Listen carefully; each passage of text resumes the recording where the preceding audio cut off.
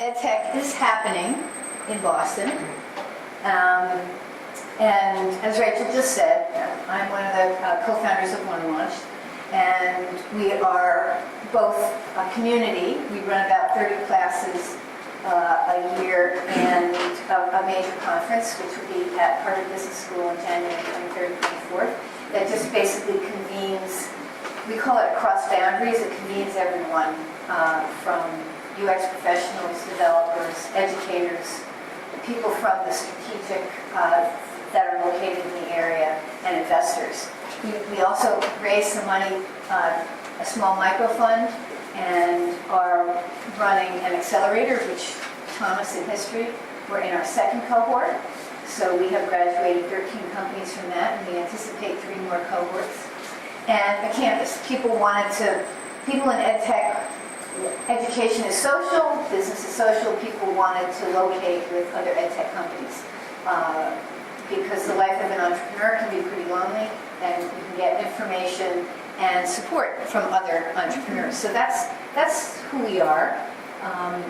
And I think, so why are we talking about this now? Why is this, why are people talking about EdTech? Why is it growing? Well, I mean, basically, this is 9% of the GDP, and this is probably the last sector that has not seen any digital. Would you agree it hasn't seen a digital transformation yet? I mean, we've seen music, we've seen newspapers, we've seen, yet this is a knowledge industry. It could conceivably be digital, but it hasn't gone digital. Would you agree it's not yet digital? There's some questions. It's in the middle. Okay. So we're having this transformation. And by the way, nobody's trying to get rid of people. It's just, as I'll say to you later, this is a knowledge-intensive business where the actual people who are the most important part of education are not being supported with digital tools the way doctors, lawyers, almost any other profession, accountants, are being supported. There's now, another reason why it's happening now is there's really this promise of personalized learning. Teachers have been told forever that they should differentiate instruction. And yet, if you have a class of 20 or 30 kids, or if you're a higher ed and you have a lot more than that, how are you supposed to differentiate instruction? How are you supposed to be able to customize learning? But with technology, there is the possibility to do that more in a more feasible fashion. Accountability has actually, whether you like it or not, it has had a positive impact on the market for EdTech in the following way. I mean, any of us who, and one of the things Rachel didn't say about my background is I actually spent 25 years in the software industry. Lotus Notes, 15 years at Lotus, and then I helped put the phones on the internet at Avaya. So I think we all know the importance of standards. And in education, 50 states have 50 standards. What happened before the movement towards more national standards is that basically the large strategic players were the only ones that had the capability, and then they customized to New York, California, Texas, and Florida. So now with national standards, I think you're going to be able to see more types of companies geared towards all of those standards. So that's another reason, whether you like accountability or not, why this is going to be an acceleration for EdTech. Extreme cost pressures. I mean, you can't even pick up the paper without, or basically think about your own kids and not worry about affording college, etc. So technology in many other industries, what have we done? We have basically reduced cycle times, we have increased outcomes, we have lowered costs. So the question is, how is that likely to happen in education? Is that going to be bad? Are we going to lose some of the personal things? And I keep on saying it's not really about losing the personal, but there are lots of problems to solve. And then globalization. Again, you can't. Today, 194 governments out there, they all know that education is related, the relative education of their people is related to what their standard of living will be. And so in the United States, we have, a whole different way of talking about that, but a lot of other countries, especially the developing countries, they're trying to educate all their people because they know it will mean rising living standards. So these are some of the things that are happening now. I could kind of go on and on these, but I'll just fly through. Teachers want it. Actually, this is, we could probably update it again in Harris polls. Teachers want to have more tools. They don't want to be eliminated, obviously, but they want to have more tools so that they can personalize learning because they care about the kids. Students want it. I mean, the whole idea that what students' lives are like outside of school and what it's like inside school is, this is the thing that always kills me. This is a knowledge industry, and this is how much people are that we're spending on IT in a supposed knowledge industry compared to, I wouldn't expect it to be as big as banking and finance, but you think that. I was responsible for all the counselors in the city of Chicago, and these are, they cost $120,000 fully loaded. They're professionals, and they didn't have any kind of support. So this is the reason things like that are going to get fixed. So the market's now growing. These are just growth slides. People are investing in this now, and some of my more fun slides are what's happening here in the Boston area. It's a very interesting community that we have. These are just some of the 240 early stage startups, raising from, in the top and in the App Store, you'll find this green screen and animation program by a local entrepreneur, always in like the top 20. New math platforms, test prep stuff, teacher development, special ed stuff, Hstry. We're going to hear a bit more about that. Career, I was just talking to somebody about careers, connecting mentors with kids in inner city schools. You have the growth companies that have gotten to the next stage, which are doing everything from, taking BAs and making them employable in the financial institution, to teaching English, to more test prep, to English language learning, to advancement. I don't know what I'm doing wrong, but to surveys.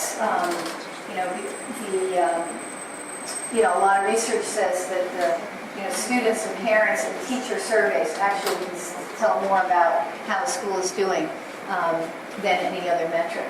So we have lots of, then we have growth companies. You may not have heard about these companies, because a lot of education companies, they get to be like $10 to $100 million, and then they might be bought or combined by a private equity group. They're not necessarily like VC-backed, business-to-consumer, exponential growth kind of companies, but they're out there. Curriculum Associates, which was a pretty placid company, basically has more than doubled in sales in the last 2 years because they introduced formative assessments that also had some gave teachers the ability to do groupings better, and then also gave some instructional material based on what the kids knew and what they didn't know, which is on the path to personalized learning. And they're now over 100 million. They're now over 100 million, but you may not know they're sitting up there in Billerica, and you may not know some of these others. And there are companies that are being sold that are local companies too.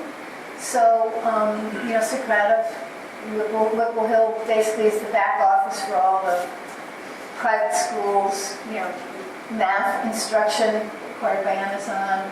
Lexia, which does amazing work with early reading learning, and completely evidence-based, came out of special ed, did all the studies, and they were acquired by Rosetta Stone. So just again, there's a lot happening, and so here we have all of these startups and growth companies, but then we have the rich history that we have in this area of all the social enterprises that have been creating curriculum and exporting it, whether it be Turk and Math or Facing History themselves. Certainly WGBH is no slouch. Museum of Science has its curriculums, and of course edX is today, I think, probably one of the most exciting and one of the anchors, what you might call them, and Southern New Hampshire University as being the two largest and most innovative educational technology institutions in the region. And of course, then we also have the strategics right here. So we have from the raw startup to, major global company, U.S. headquarters here, Houghton Mifflin headquarters here, Cengage moved here, McGraw Hill moved its R&D here, Scholastic has its development here, Pearson has a big setup here, and the Google Play EDU is here. So, when you look at that, it's hard not to get excited to say we really have kind of a cauldron happening here, and that's not even looking at, we've got consultants who are out there, working to take new ideas, and we're the world education capital. We've got innovative K-12 schools that many have gotten those next generation learning grants and so forth, and then I could go on and on with lists and lists of companies. But we really think that growing the ecosystem is really what this is about. Because, when you think about it, this is about the possibility of improving learning for our students. And again, you can't pick up the paper and not know that we're going to have a skills gap right here in Massachusetts. We're not going to have enough college training people in the next decade. So it's good. It's good, and yet it's good business, because this is a sector that really, in which there are lots of opportunities. So we're working to try to bring these folks together. And I sort of said what we do. We're trying to work on improving community with the classes that we do and the peer learning. We also have the job board and the mentoring that we do. I think I've basically said what we do. And I hope you can hear the enthusiasm. I think it might make sense, to have Thomas talk about what it looks like from the eyes of an entrepreneur, and then we could, go back and forth with some conversation. Does that make sense? I mean, because we do know, for our accelerator, we do know that user experience is a key need, and Thomas is excellent at this. But we had been collaborating with the UXPA, and so maybe what we can do, and maybe when we get into the conversation about this, is figure out how we can have more active interaction. Because we had the UXPA come in and do, give commentary to these startups in the accelerator, and we could. That's something that we might be able to collaborate on with CHI and UXPA, or even do a series of office hours. Because to the extent that there's a connection between this community and the EdTech community, I think it just would be to everybody's benefit. So Thomas, why don't you give your perspective? Thank you, Eileen. So Eileen kind of gave a pretty deep presentation on all the EdTech ecosystem in Boston. As you can tell from my accent, I'm not actually from Boston. We moved from Belgium to join the accelerator program LearnLaunch and sort of build out the US market. But what I really want to talk about tonight is just kind of our approach as a company, coming from a consumer web standpoint, becoming that and trying to bring it into education, how we approach design. So I'm going to talk a bit about the idea that we came up with, the original branding that we had, and then how we did user testing and user experience, and then kind of talk about our flow with that. And obviously I'll take some questions at the end. So we already got quite a lot about my background. I'm more into history, and I also did Chinese studies. I worked a lot in the development field, so not even linked to software, but building biogas systems and project managing that. And then I really got into focusing on great design and user experience by co-managing a social media agency in China, where we had a lot of different clients, mainly non-profits, and we did a lot of design work and outsourced a lot of great design work. And that's really the philosophy behind Hstry, is that we've always wanted to have a strong identity and brand. So it all started off when I was living in China. This was Beijing on a typical sunny afternoon. It was dirty, it was polluted, it was smoggy, it was plain simply just pretty horrible. And what I decided to do was to alert my friends and family back home of what it was like to breathe this stuff in every day. I looked back on Hstry, and one event stood out for me, which was the London Great Smog of 1952. This was the single worst man-made air pollution disaster ever. 12,000 people died in the space of 5 days. Nobody knew about it, pretty much. So what I decided to do was create a fictional character, someone who woke up 60 years ago, had a smartphone, and he started tweeting. And he tweeted using one hashtag. I took anecdotes online, I took personal stories, I took primary sources from newspapers, and we built this sort of interactive timeline on Twitter with lots of photos too, using the hashtag. It was 422 tweets in 5 days, and it got 1.5 million people we reached on Twitter, mainly due to getting picked up by journalists from The Guardian and the BBC, and obviously clean air pollution environmentalists who were all behind what we were doing and talking about how bad London's air pollution is today and comparing it with 1952. So we had this idea of tweeting Hstry. We weren't quite sure what we wanted to do with it or where it was going. But then we came with our vision. We were actually decided on that to be the leading digital learning platform for Hstry. But what did it mean? Because we were just doing social reenactments on Twitter. And then we kind of decided with this idea of doing timelines and moving away from Twitter. And this is what we were encountering. So we went around some schools. So we moved from China to start with. We don't want to do a startup on technology and on Hstry in China, where certain events are never talked about. So we decided to move to Europe. So I moved back to Belgium, where I grew up. And we went around schools and we went asking them, and we said, what technology do you use for Hstry? I'd say about 80% of the teachers said, there's nothing for Hstry, we only use Wikipedia. And then other teachers were saying, well, we use these timeline tools to get students engaged. And then when we spoke to the students, this is what they were complaining about. They were saying it's just a horrible user experience because there's a lot of text, it doesn't flow well, everything they have to click on, and it sort of opens up.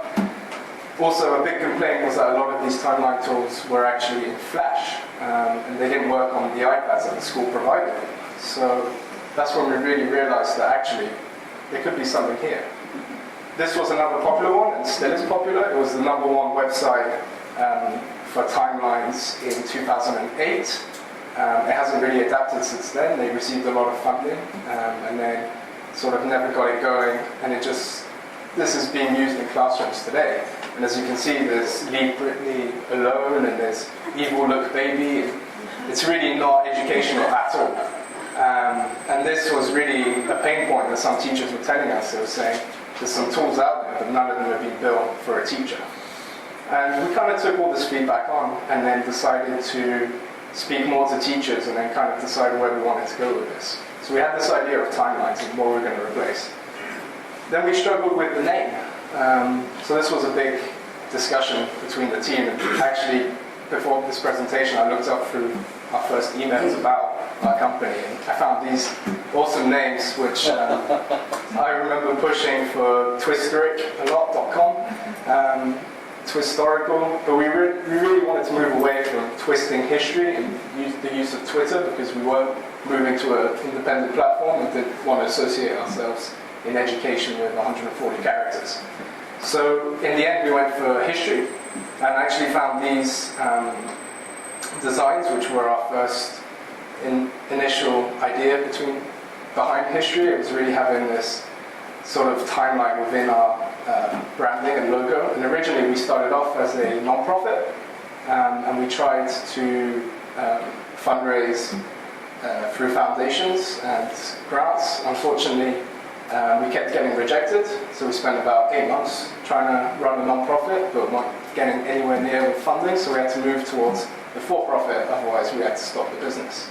But these were the initial designs, and what I remember is going to a few schools and showing the teachers, and the teachers loved it. And they were like, yeah, this is really nice. And then we'd ask the kids, and they'd be like, it's just kind of plain. And I remember being like, well, I really like it, but it wasn't about me. It was actually about would students like it, and would they be receptive to it? And in the end, we tried it out in a timeline like this. We tried it in a vertical timeline instead of a horizontal timeline, so sort of familiar towards Facebook. We had an idea of having likes, comments, and shares. And this was a very basic MVP that we played around with and got a couple of schools to use it. At this moment in time, we had just a designer on the team who was just focused on designing. We didn't really have any UX per se, because at the minute it was just a very simple timeline with not much to it. But then so that's when we really realized that kids wanted to interact more with a different kind of branding and logo. So we wanted it to be fresh, modern, and actually speak in a language that kids are familiar with. So we kind of went for this dark blue, this kind of Skype/Twitter kind of color. And these were kind of some of the first designs that we came up with on the branding side of it. And this was the timeline that we then started piloting. This is about a year and a half ago.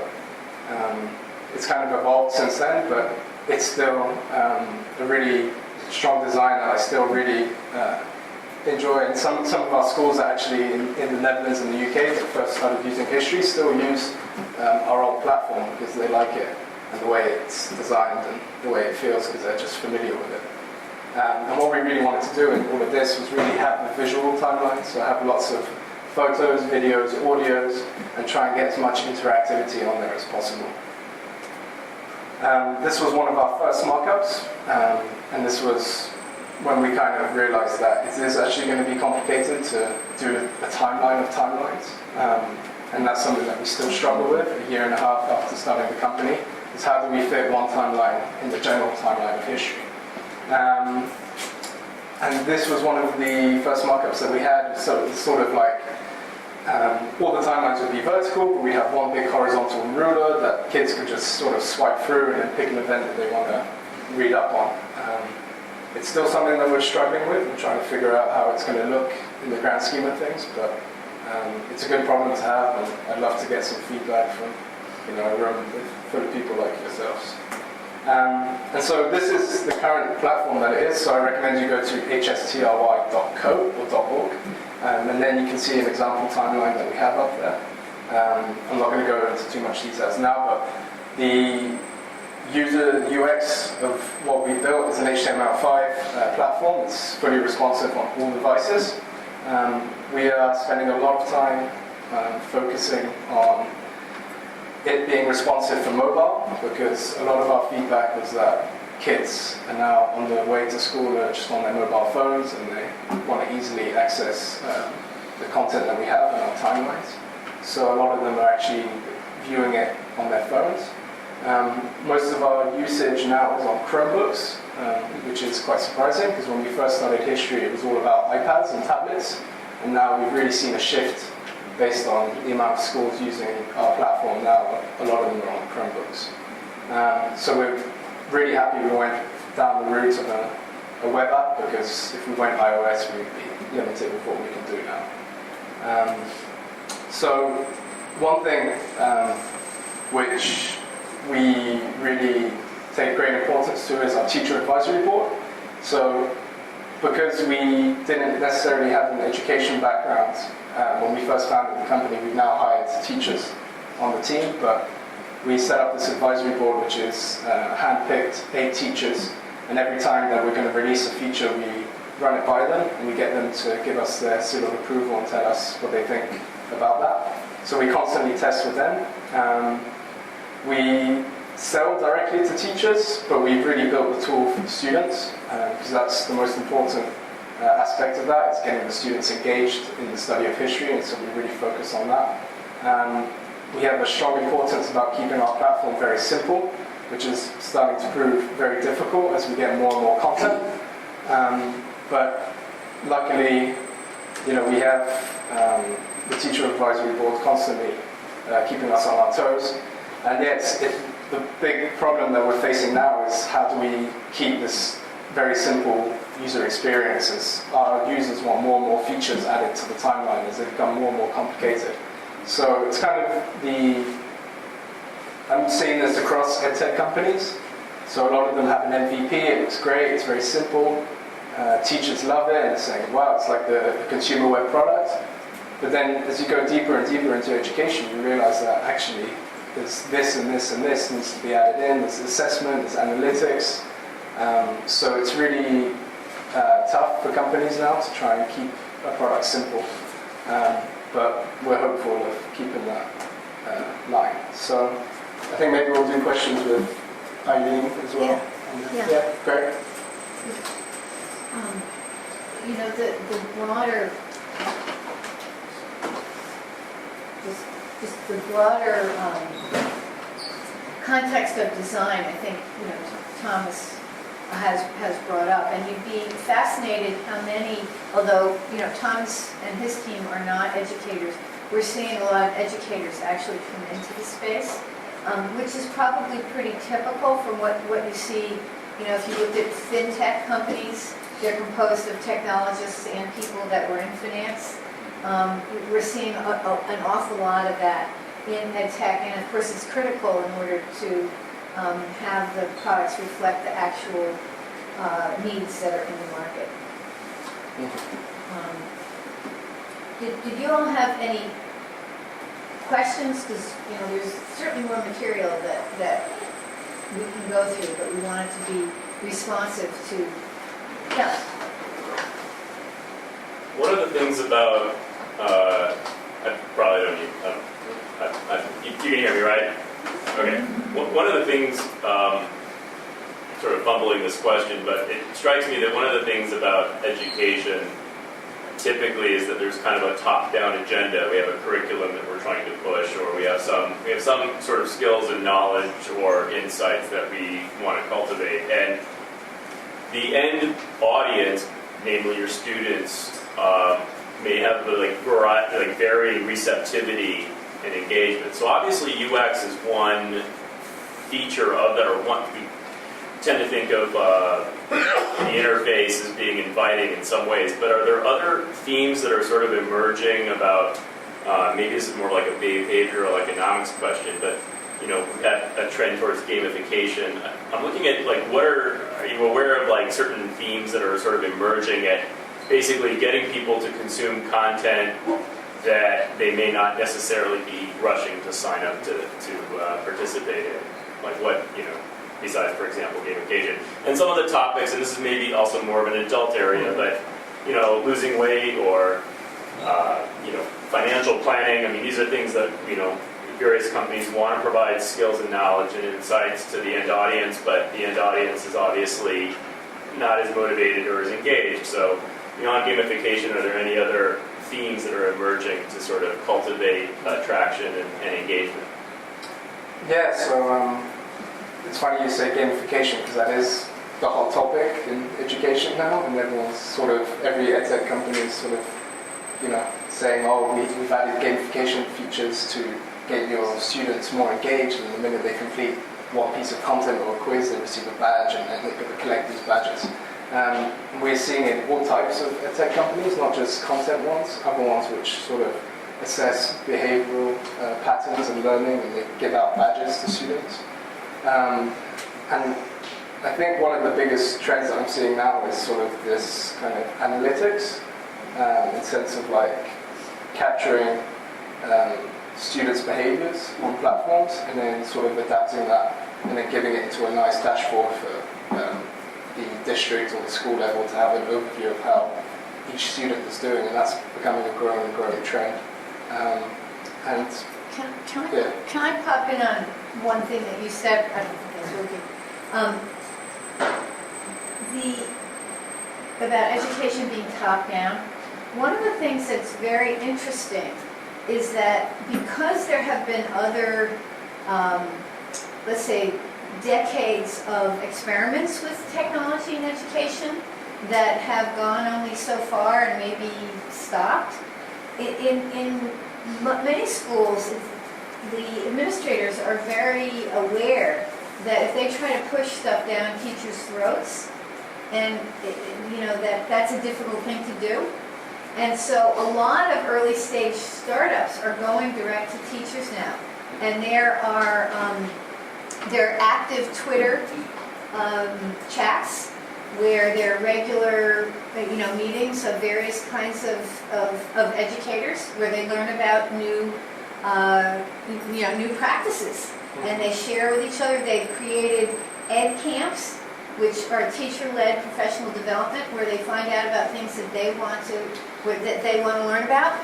And so, for example, recently I had the CEO of a company say to me, "Can you introduce me to, the superintendent in Broward, who is an old friend of mine?" And so he sent me this email, and he said, the email said, "We now have over 900 teachers using this product. Would you?" So I could go to the superintendent in Broward, which is like the sixth largest school system in the country, and say, "You already have 900 teachers using this particular guy's product. Would you like to meet him?" Well, yeah, because the hardest thing in any profession is to change behavior. And so when the professionals themselves have already adopted something and changed their behavior to use it, that's extremely powerful. I mean, and I know somebody, who led large software organizations, do not try to tell developers what to do. I mean, if you understand the motivations of building a great product, having impact, having it be well constructed, having it be able to be maintained, having it have a delightful user experience, and you can orchestrate all that, they're going to pick what tools they're going to use to actually do the coding, and efforts to try to tell people to use certain languages or use certain tools are not very well accepted. If you're somebody like me who's leading a large development org, they don't want to have me tell them that. They want me to make sure that I'm aligning the world so the product can be successful. And in schools, those are very, professionals that want to have control over their environment. So I just say that because historically it's been those large strategics, the only ones that have the big sales forces that would call at the top, and it would get pushed down.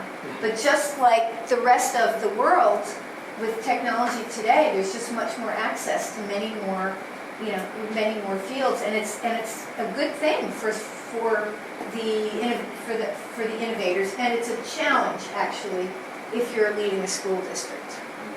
So, question.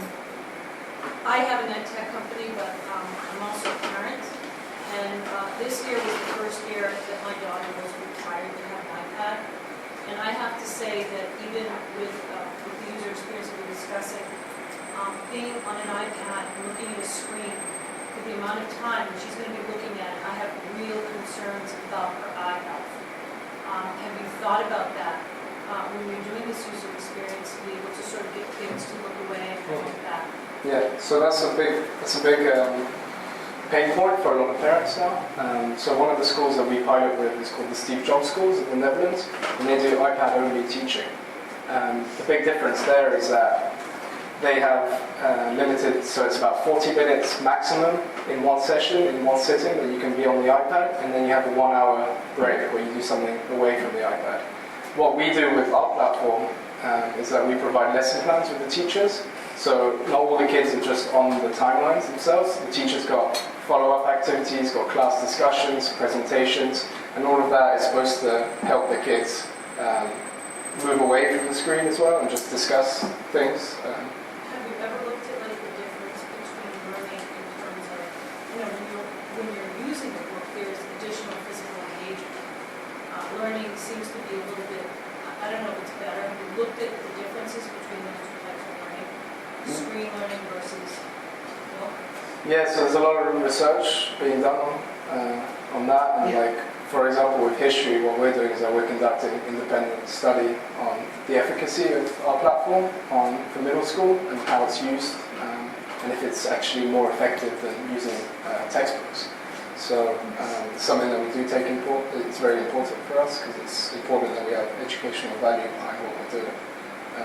I don't know if you've got Yeah. anything else to say. Well, I mean, I think it also depends on what is being, what is being taught. So take, for example, writing, which is something that, most people in the business community say schools, if you do a poll with business people, they say schools aren't teaching students to write as well as they should. Well, actually, there was a big study in the Hstry report just this past week that I was reading that just, how to teach better writing. Okay, well, the first thing they said was students have to write more. Okay, so why aren't students writing more? Well, because teachers don't have the time to grade.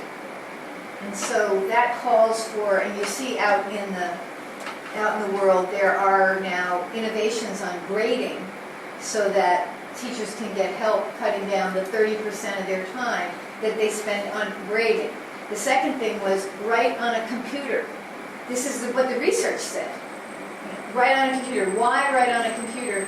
Because then students don't get caught in this block. They know they can easily change it. They go in, they start, they may cut and paste.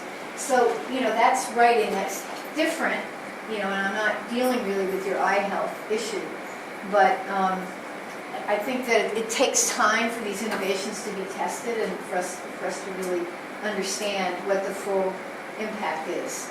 And maybe it'll be, when I was in Chicago, they didn't even have recess, okay, if you can believe that, because they had such a short day there. They didn't even have recess. So, one thing that could be a good output of this is everybody having more recess and having more outside time. In Massachusetts, we're lucky we don't have that kind of craziness. But, certainly there has to be a balance. Sorry, you're right here first. Yes. You had mentioned that your timeline was growing more complicated and that there were a variety of things such as assessment that needed to be included.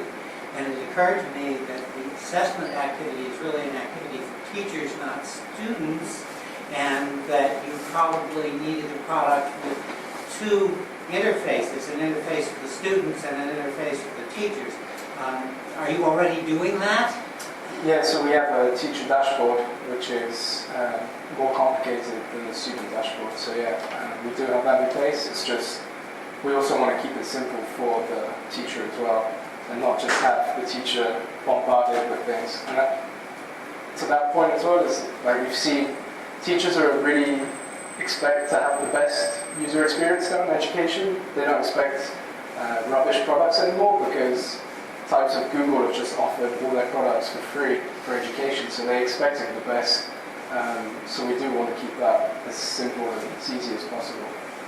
But yeah, it's a good point about separating it. At the end of the day, it is about the student, but the teacher is the one that's going to be getting their students on there. So we do need to make that dashboard easy. There's another question over there. Yeah, I think related to the last two questions is, you mentioned how you show something to the teachers and they would love it, and then the students would have a totally different opinion on it. You've got this group of students now that have grown up with technology from the get-go. Yeah. How are you able to test, or have you found research for how these students are learning differently digitally than they are on paper, or differently from the adult users, like the teachers? Yeah, so we haven't done any great research. We've just done it based on case studies and going into the schools and actually testing varieties of what we have. And what we noticed immediately is that kids, their attention spans are actually a lot shorter than us when we were growing up. And so what we noticed is that kids are immediately scrolling down on their mobile phones and tablets and devices. So what we really try to do is make that experience easy for a student. If they want to skip through, they can, but then they can easily go back up. And just keeping that very simple, that's really important to getting that. Some of the more interesting school systems are using kids to be the first evaluators. So in other words, before, like if you go to Burlington, they have been on the road to one-to-one for some time, And Patrick Larkin there, basically, he's open to any kind of innovation, but he doesn't look at it. He has the students look at it first. And if the students say it's okay, then it gets to be reviewed by a teacher. And then after it's reviewed by teachers, it might go somewhere else. About the problem of keeping the simplicity, one potential way of looking at this is to strategically think about developing multiple simple applications, some call it like a constellation of apps under your brand, which are functionally complementing each other.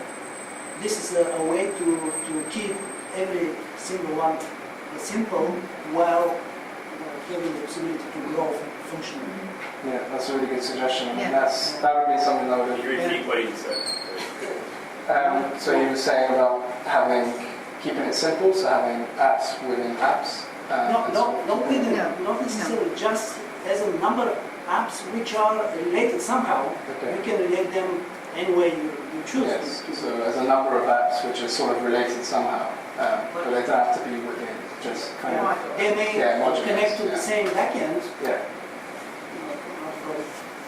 And one more thing that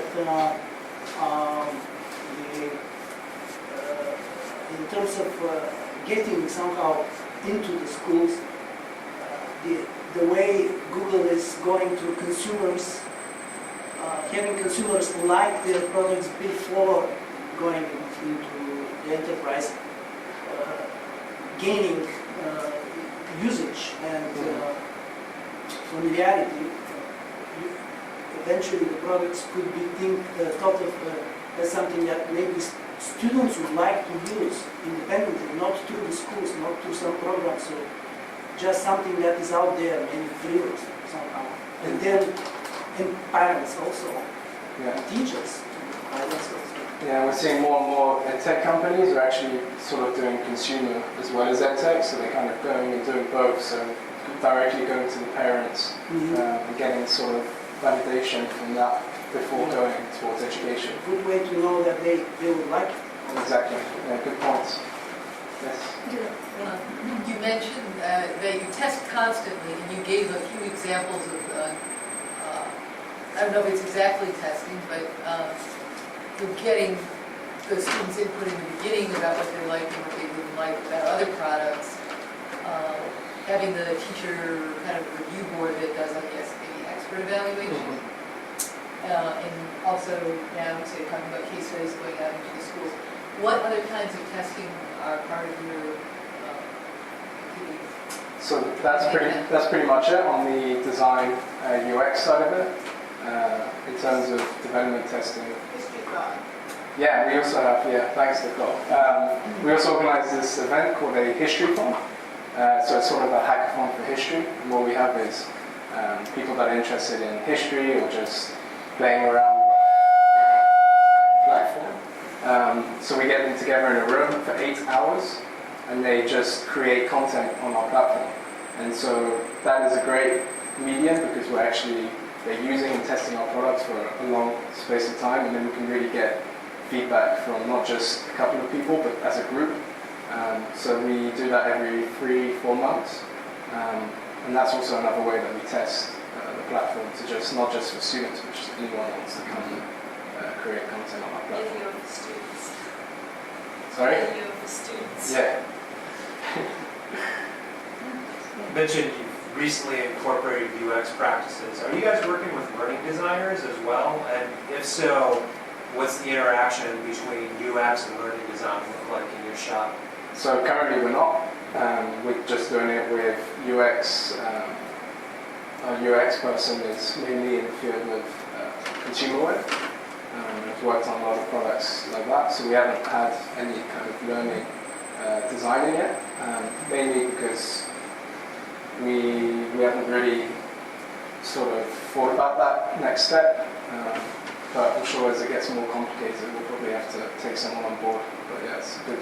Do you have learning and course design people? Are they part of CHI? Because that is a huge It's interesting that you asked that question because that's a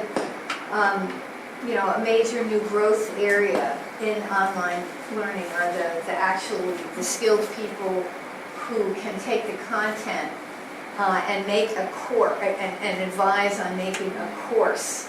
And typically, for example, in higher ed, that's who gets paired with the professors to create an online course that may or may not be delivered, by that professor, but it may be delivered by other people.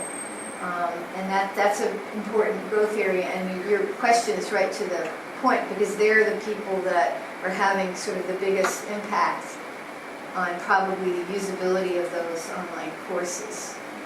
Well, they bring in some interesting things, like, some of them have sort of a motivational psychology type approach to what they're doing, and seeing how that dovetails with what we're trying to do on the US side, so it's interesting. How do you generate and vet content? So in a business where it's essentially driven by these giant publishing companies with established reputations, how do you exist in a world like that? Yeah, so that's a good question.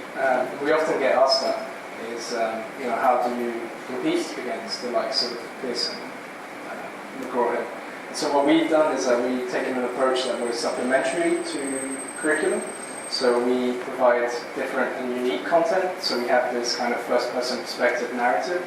And that's what we try and do with all the timelines that we've created, which follows the Common Core standards. And teachers can easily just use them in their classes and get their students engaged. So we have a development team of content writers who are teachers and historians. Then when we created some content, we then get it approved. So for example, we have some Civil War timelines. They've been approved by the Civil War Trust. We have some American Revolution timelines. They've been approved by the Paul Revere House. So we sort of get the seal of approval on all content that we do. And teachers like it because it's so different and unique. Because it's not the traditional textbook that hasn't been updated for 20 years. This is something that's fresh, it's modern, kids like it, they can interact with it. We also realize that it's limiting because we're such a small team, so we can't rewrite the whole of history ourselves. And that's when we really focused on building the timeline creation tool, so getting teachers and students to actually create content themselves. And so we're sort of seeing our tools evolving into this sort of project-based learning where kids are just creating content and then the teachers are sort of assessing that content. But we also have some passionate teachers that are really passionate about the subject and will just create timelines from all their presentations that they have in class. They can just put them through a timeline. Does that kind of get sucked into, is it kind of like a Wikipedia where it's a community kind of curation? So we just, from the property of... So the question was about building a community as sort of Wikipedia. So we have a community aspect on there. We just launched it. And what we have is that a teacher can create a timeline. It's credited by them.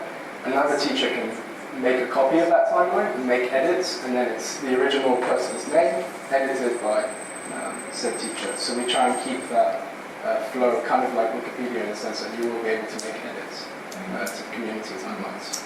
One other point in what you said is, and I didn't show the slides on who the most active acquirers are, which I don't know, we could go back to if you're interested, but they happen to be, Pearson, Houghton Mifflin, McGraw-Hill, Hobsons, and so forth.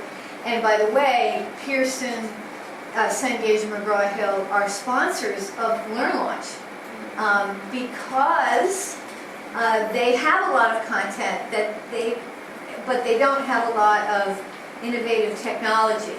And nor do they necessarily have access to people who, of course it takes, a broad range of skills and talents to make a successful company, but they often don't have access to people who are just willing to, move from Belgium to China or from China to Belgium and start a company and move to the United States, and they don't have access to people like that, and so they're interested in mixing and getting and interacting and learning from those the different sorts of communities that are out there.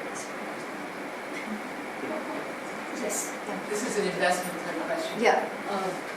Or entrepreneurial kind of question. Yeah. I think a a lot of the opportunity sounds like it's in K through 12. You haven't talked much about tertiary education, but what I really wanted to ask is, what is the size of the opportunity in like two-year college vocational trades kind of stuff that we hear some of our leaders talking about? Well, first of all, there's just, there's opportunity across the spectrum.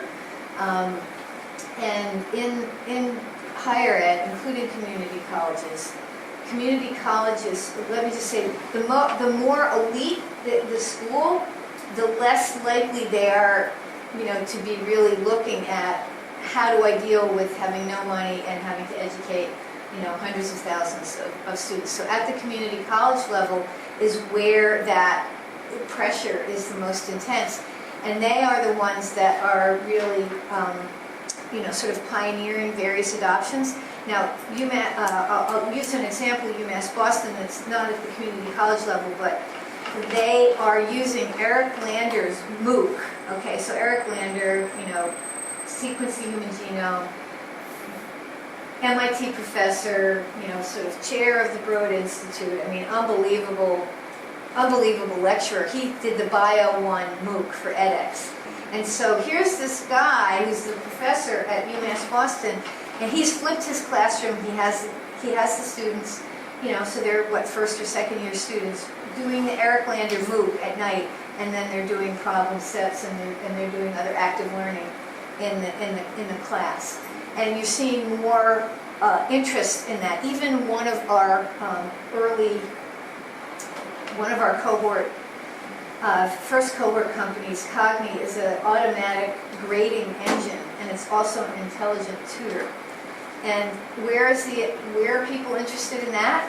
They're in large community colleges that are trying to teach freshman composition to, all the hundreds of thousands of the millions of students that are first year students. So there is need at every case. In the community college area, there's a company called Straighter Line, which is enabling, and there's another one that's American Honors College, which basically guarantees a transfer into, for a successful completion. If you successfully complete their first 2 years at American Honors College, you go into a 4-year school, which is a huge issue, given the college completion issues.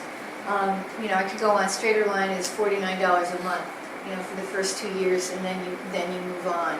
So all kinds of models are, school models or experiments are happening particularly at the community college level, and a lot of the certification work is also happening at that area, because there are well-defined standards. Where there are no standards, it's hard to give a badge, what are you measuring? But when it's when it's Adobe Web Design, or whether it's Cisco Networking Manager, you can sort of have some real badging discussions then, because people know what those mean. Yes. So, what about the corporate intra-learning or intranet within the corporate environment for those training programs for employees or things like that? Have you explored that market? We're just seeing a lot of. I can give you examples of local companies that are doing that. So, for example, QStream was developed at Harvard Medical School. And it incorporates the latest in learning science, such as spacing. If you're trying to learn material, you should be exposed to it at certain spaces, and then you have to recall it yourself, and then you really learn it. So that's that sort of learning science. And they are now being used as a sales learning tool in pharma, in software, and in finance, where products are changing rapidly. We're looking at a number of different companies that are interested, that are active in transforming medical education, for example. Now that all doctors need to be recertified, 70% of doctors are now employed by hospital groups. They're not independent. the Affordable Care Act has starting January, they have to double the number of points they have to get to be recertified. They all can't go away, you know, for weekends to learn. So there's demand there. In corporations, I think it's very selective. There are companies that are, you know, creating these in-house training stuff that we've all been subjected to. I don't know, I'm sure the rest of you are. Remember California sexual harassment training? Oh my God, that was just like the worst, you know, just where you keep on pushing the button while you're doing the rest of your work, those kinds of compliance courses. So they're still out there. They're still out there. You know, a lot of corporations have just kind of outsourced their training to the rest. You know, I mean, that's one of the things that's changed in the last 15 years. They don't do as much training. I don't know about where you guys work, but no, it's you know, it's sort of unfortunately or fortunately part of the world that we're in is corporations are feeling if the employees are going to leave, it's hard for me to invest in them, and then that means the individual has to get their own training. Players, they've been outsourced to? Sorry? Who are those outsourced players? Are they in Boston area? Already in them is good. Yeah, I don't know that there's... What was the question? Who are the outsourced corporate training providers? And I was struggling to... I know more of the tools providers. Okay, I see. No worries, thank you. But there's certainly opportunity there to do compliance better, because I mean, everybody complains about regulation, but that's an opportunity for compliance courses. That's the other way to look at it, I suppose. Right. Thank you. Are we hitting? Oh, I'm just hoping we're hitting on the topics that are, you know. Yep. So, I mean, is this a general question for you and a specific question for Tom? Like, what's your funding model, and what are you seeing in terms of funding? I mean, in terms of funding models for this space. Yeah. And you can even divide it by K-12 or, you know, based on the types of institutions, they might have different. Yeah, so there's a lot of different types of funding going on across EdTech companies, and because it's such a new concept, having education, technology, a lot of startups around this space. So for us, there was no real template to follow, especially around social studies, because there's been little devoted to social studies, because everyone's focused on STEM, math and literacy, and there's a million apps for that. So for us, we went in at a teacher-first approach and fitting into their budget for social studies and what they can actually spend on digital services and apps. So we came to around $120. Seemed to be what schools were willing to spend, or teachers were willing to spend for a year to have access to all of our content and to get their students on there. So we sell at $120 per year for a license. Per school? Per teacher. Per teacher. And then we do discounts depending on the school size and districts. But if it's an individual teacher purchasing it, it's $120. So that's our model. And then we're looking into licensing for higher education as well.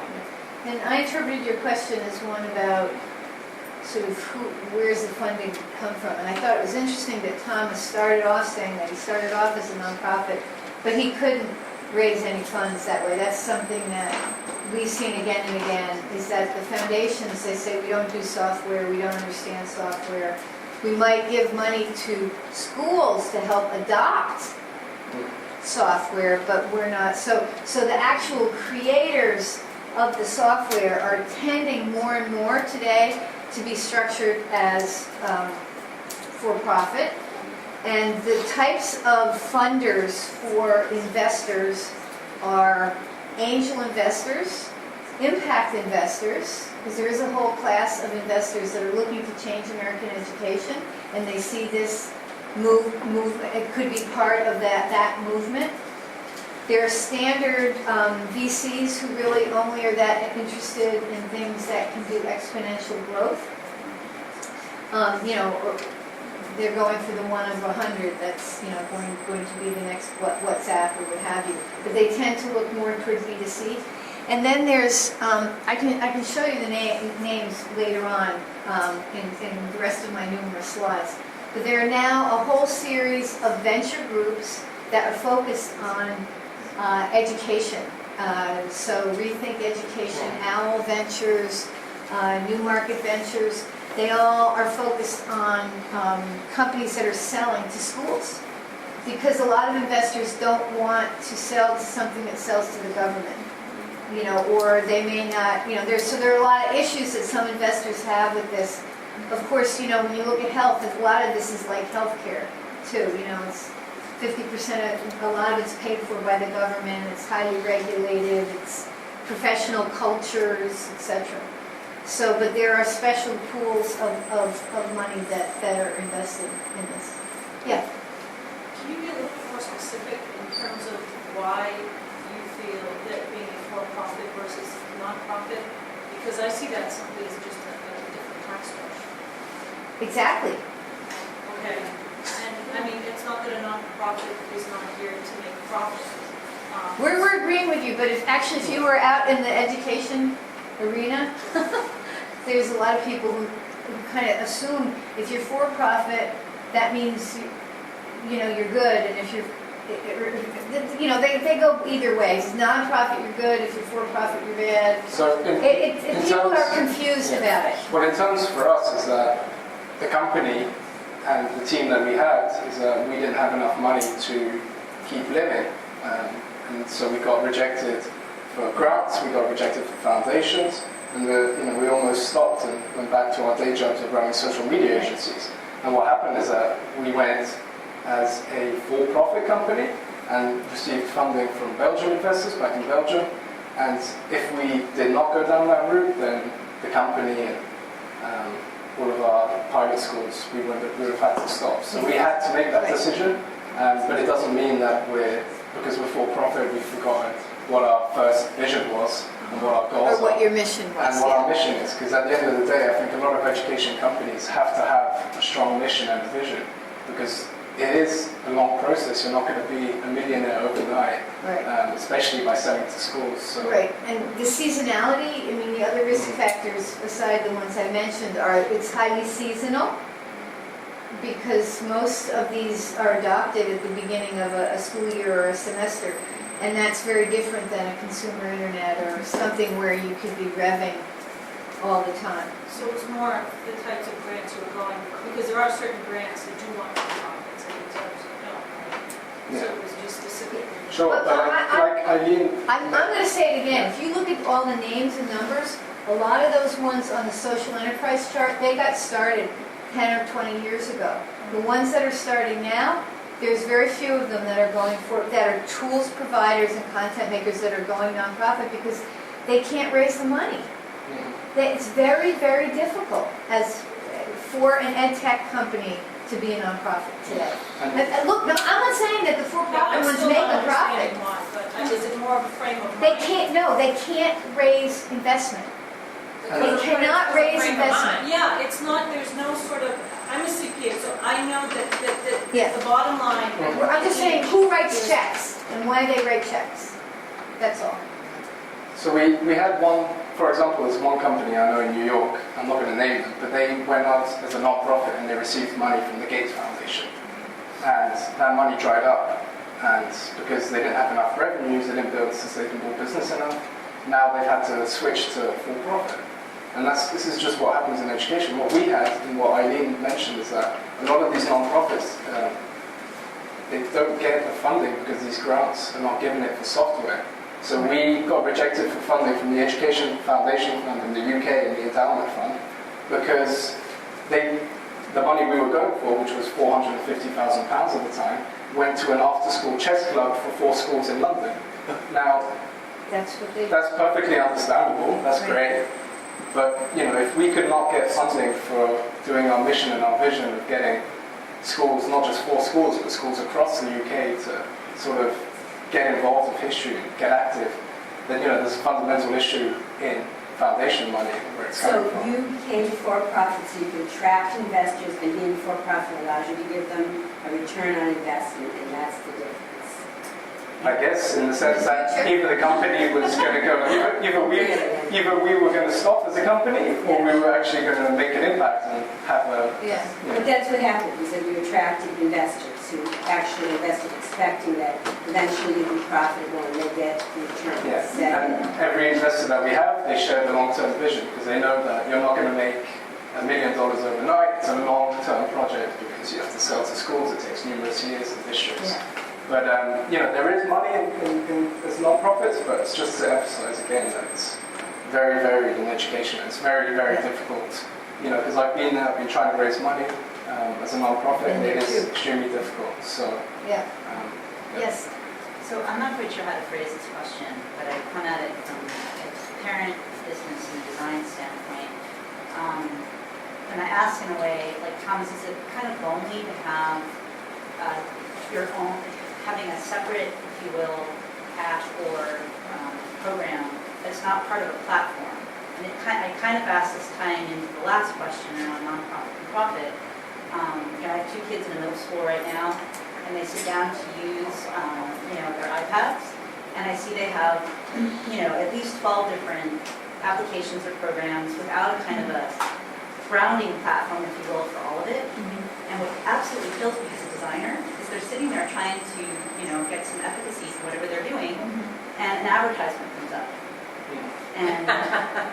And I think that, from a design, like UX standpoint, it's like there could be absolutely nothing worse, which kind of ties into the funding, the reaching teachers, how do you get districts to pay in to what you're doing? That was And, how do you kind of play with the other players in the arena who are out there trying to do what you're doing, and also kind of not lose people along the way, especially the students. So kind of a big but that's question. I think you're asking the right question, and the fact of the matter is, I think that this market is more in its infancy, and you could buy something from Amplify, like News Corp has this subsidiary called Amplify, and they're spending $500 million on building something, and it's pretty nicely designed, but it's only their curriculum. So it's a very, very top-down. So it's not that they don't, a unified design with unified curriculum. It exists. They're out there. Many of them. They're out there being sold as well. And that's up to the schools to decide really what works for them. With regard, though, to this generation of innovators that are coming up, of which Thomas is a great example. I think that you're right that there need to be ways for these. Bundle it, who do you play with? Who do you want Yeah, to so play with? what we're seeing, the trend is really Google Classroom. And this is based from all of our teachers across the country who are all on Google now. So their kids have all got Gmails, they're all on Google Drive, Google for Education, Google Classroom. And so based on that feedback, we were like, well, we have to integrate within Google. And so, it's great to be in Boston because Google for Education are in Boston. And so you can go and speak to them, and then, we're going to integrate with that. We're going to be in Chromebooks with Google API. It's great that we're in HTML5 now because it's easily integrated. So it is really important. We're also getting a lot of teachers that use something called Edmodo, which is sort of the LMS for K-12. So we just have to kind of, based on our users and what they want, and then that's what we build for them. Because we're building it for teachers and students. So we're saying Rachel's saying one more question. Anybody who hasn't answered a question? Just The Craig Miller? the other Craig Miller. Oh, you're the other Craig Miller. There are many Sorry, of there us. was one. Right. Okay. Yeah. So having Sorry. worked in educational technology for a long time and seeing all the trends, and Yeah. it's such a complex space. So now there's this new thing, the EdTech Accelerator startup. And it's new, and I'm actually one of my clients, I'm working for them. So you who are in the thick of it, are you seeing the signs? I'm sure you're looking ahead and saying, yeah, this is going to be great for the next year, then we'll do something else, or this is going to be great for the next 50 years, this is a long-term staple. What are you seeing about where the whole trend of this type of educational technology, building it this way, where's it going? Where's it going? Well, like many people in EdTech, I have a mission that I have, and my mission is to increase student achievement because This is our nation's biggest economic problem, and it is our biggest social problem. And so, if I'm alive in 50 years, or if my grandchildren are alive in 50 years, this is an endeavor worth pursuing from my perspective. I think that many folks in EdTech are very mission oriented. You have an abundance of mission. But however, there needs to be very focused business savvy, or else there is not survival, and not to speak of growth. So I think that there are more, there are a lot of questions that people are asking as to what's going to happen with this crop. And not everyone will survive and thrive, but out of this crop, if we don't innovate and actually address the problems that are out there, that teachers and students and administrators, then we don't have a shot at solving these problems. Not everyone will be successful. So that's kind of the net of it. It's it's innovation in action. Not everything wins. So there'll be ugliness. There'll be mergers. There'll be combinations. There are already companies. I like to say this. LearnLaunch we launched 2 years ago, and we have a list of, now it's close to 300 startups. They're not the same. There was about 250 or 100. It was about 200 2 years ago. They're not the same 300. So even just within the past 2 years, you can see the ones that didn't move forward. On the other hand, there are companies that are now treating millions of students that started 2 years ago. So